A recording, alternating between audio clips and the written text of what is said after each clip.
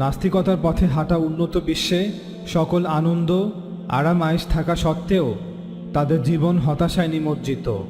পৃথিবীর সকল বস্তুও তাদেরকে ডিপ্রেশন থেকে মুক্ত করতে পারছে না, অথচ যাদের কিছুই নেই তারাও এতটা ডিপ্রেশনের শিকার নয়। ভোগ বিলাসিতা বস্তু দিয়ে অল্প সময়ের জন্য নিজেকে ভুলিয়ে রাখা গেলেও দীর্ঘ সময় সে ব্যর্থ হয়। বাস্তবতার সামনে সে নিজেকে সমর্পণ করতে বাধ্য হয়, অর্থাৎ স্রষ্টাকে দূরে ঠেলে কেউ নিজের জীবনকে অর্থপূর্ণ করতে পারবে না। এর আগেও অনেকে চেষ্টা করেছে, পারেনি। সৃষ্টিকর্তা ছাড়া you are searching answers in an answerless world. যেন সমাধানহীন জগতে সমাধানের খোঁজ করা। মানুষ এমন এক অস্তিত্ব যাদের অর্থের প্রয়োজন আছে, কিন্তু আমরা এমন এক জগতে আছি যা অর্থহীনতায় পূর্ণ। সুতরাং যে যার অবস্থান থেকে মহাশূন্যের বিশালতার কাছে চিৎকার করে আবেদন জানাচ্ছি, যার উত্তর শুধুই শূন্যতা আর অন্ধকার। তবুও আমাদের এই চিৎকার বিরতিহীন, চলমান, সৃষ্টির শুরু লগ্ন থেকে। সকল বায়োলজিক্যাল অর্গানিজমের মতো আমরা সবাই একদিন অবশ্যই মৃত্যুবরণ করব, এবং এই মহাবিশ্ব তার মৃত্যুর সম্মুখীন হবে। মহাকাশ বিজ্ঞানীদের মতে মহাবিশ্ব দিন দিন সম্প্রসারিত হচ্ছে এবং সকল অস্তিত্ব একে অপর থেকে ক্রমশ দূরে সরে যাচ্ছে। ফলে মহাবিশ্ব ধীরে ধীরে শীতল হয়ে যাচ্ছে, তার সকল এনার্জি ফুরিয়ে যাচ্ছে। অবশেষে সকল নক্ষত্রই একদিন মারা যাবে, আর মহাবিশ্বের সকল ম্যাটার মৃত নক্ষত্র এবং ব্ল্যাক হোলে ধসে পড়বে। মহাবিশ্বে কোথাও কোনো আলো থাকবে না, মহাশূন্যে কোথাও কোনো উষ্ণতা থাকবে না, সৃষ্টি জগতে কোথাও কোনো প্রাণ থাকবে না।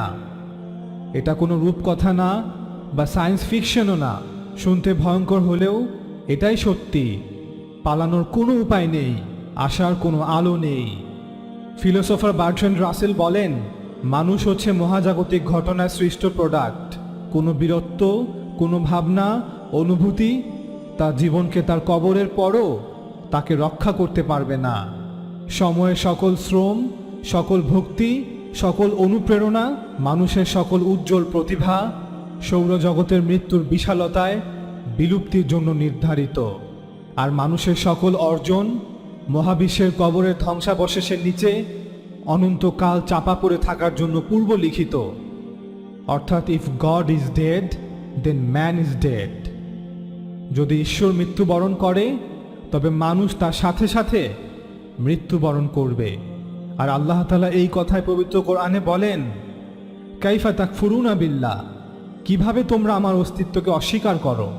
কিভাবে আমরা স্রষ্টার অস্তিত্বকে অস্বীকার করি অথচ আমরা জীবিত এবং আমাদের অস্তিত্ব বাস্তব?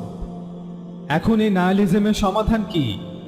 অনেক নাস্তিকরা বলে থাকে, এটা ঠিক যে জীবনের কোনো অর্থ বা উদ্দেশ্য নেই, তবে আমরা নিজেরাই নিজেদের জন্য মিনিং তৈরি করব। কেমন হয় যদি জীবনের অর্থের জন্য ঈশ্বরকে না এনে আমরাই অর্থ সৃষ্টি করি? এর প্রথম জবাব হচ্ছে, আপনি নিজেকে কি মিনিং দিবেন? আমি ডাক্তার হব, আমি ইঞ্জিনিয়ার হব, অথবা আমি ভালো মানুষ হব, মানুষের সেবা করব। খুব ভালো কথা, আমাদের সবারই এমনটা করা উচিত। তবে প্রশ্ন হচ্ছে, আপনি কি হবেন বা কি করবেন তা নয়, কেন করবেন? ভালো মানুষ হওয়া, মানুষের সেবা করা কি অর্থ বহন করে? কেন এগুলো করা অর্থপূর্ণ? কেন স্বার্থপর হওয়া জীবনের উদ্দেশ্য বা এটাই জীবনের অর্থ হওয়া অনুচিত? কোনটা অর্থপূর্ণ, কোনটা অর্থহীন কিভাবে বুঝব? এই সার্টিফিকেট কে বিলি করছে? কার কাছে এই অথরিটি আছে? এটা নিজেকে নিজে ধোঁকা দেয়া। প্রকৃত প্রশ্ন ছিল, আপনার অস্তিত্বের অর্থ কি? কারণ আপনার অস্তিত্ব না থাকলে আপনাকে এসব নিয়ে ভাবতে হবে না যে কিভাবে আপনার অস্তিত্বকে অর্থপূর্ণ করবেন, কিভাবে আপনার অস্তিত্বকে উদ্দেশ্য প্রদান করবেন।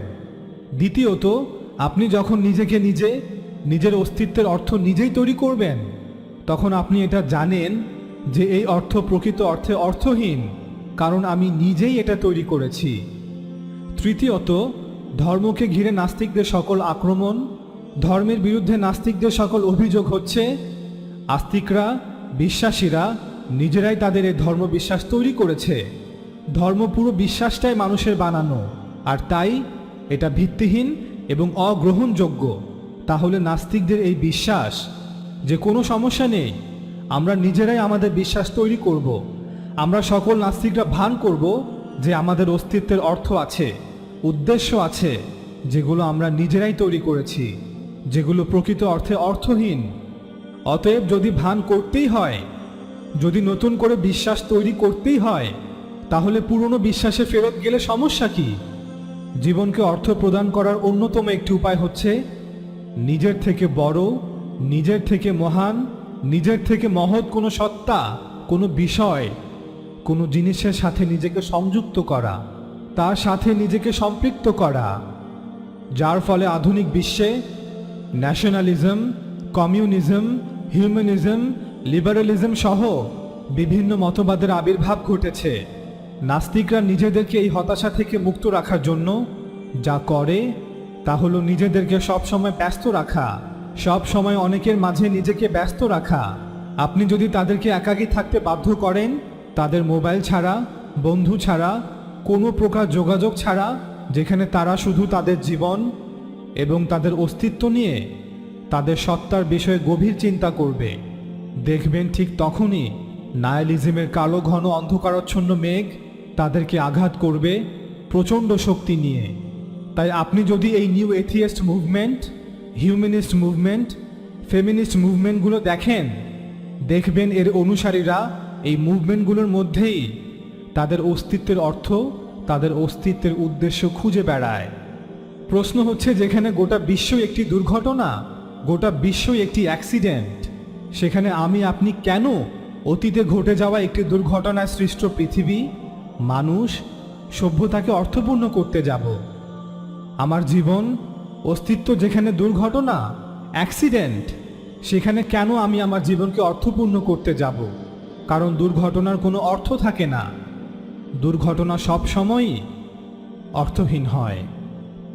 যার আগাগোড়া আপাত মস্তক অর্থহীন, তাকে আপনি কিভাবে অর্থপূর্ণ করবেন? প্রকৃত অর্থে নাস্তিকদের সকল বিশ্বাস, যেমন তাদের জীবনের অর্থ এবং উদ্দেশ্য আছে, সকল মানুষ এবং তাদের অধিকার সমান, এবং সকল মানুষের জীবন গুরুত্বপূর্ণ, মূলত এই সবগুলো বিশ্বাসই আস্তিকতা থেকে ধার করা।